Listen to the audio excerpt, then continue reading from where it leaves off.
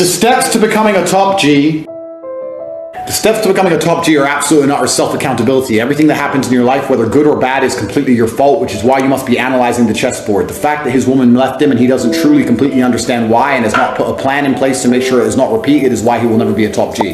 The other guy who complained earlier that a woman left him purely because the guy is older, again, is cope and fallacy.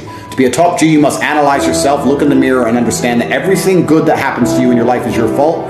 Everything bad that happens to you in your life is your fault. There's no such thing as luck. It doesn't matter if you get hit by a car while you're walking down the street, it's still your fault to a degree. You could have been paying more attention, been more perspicacious, did a ninja move like I would have done. Aikido backflip and jumped over the car. You are always accountable for everything. That is the key to being a top G. And also, then the universe favors you because everybody else in your life understands that you are that person of absolute competence and responsibility and accountability.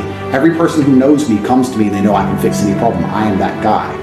Because they know that I self-analyze. My entire life is an analysis. Every single tiny mistake I perhaps have ever made has been analyzed to the point where I make sure I don't make it again. That's the beauty of chess. There's no such thing as luck. Every single thing that happens to you, regardless of how you lose the game, at some point in the game you must have made a mistake to lose. Even a tiny one. Even if it was many, many moves before. Do you understand? I do understand the game of chess, yes. You're right about that, yes. So, life is the same. You can't move there. Most of my opinions are just based around constructing a mental model that allows me to be brutally competitive. It's why I say depression isn't real. I've argued this point endlessly, and I try and explain to people, but they're not smart enough to understand that I don't care if I'm wrong. I don't care.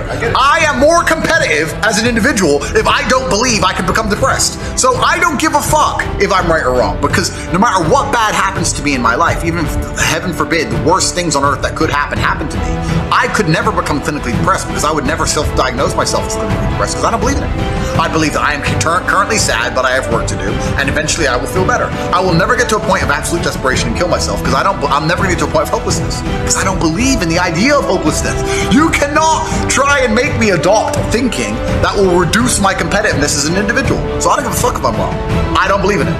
That's it. End of story. So I don't believe in things that take power away from me. I don't believe in things that make me less competitive, and I don't adopt mental models that make me less competitive. Every single mental model I have are the most efficient ones I can find.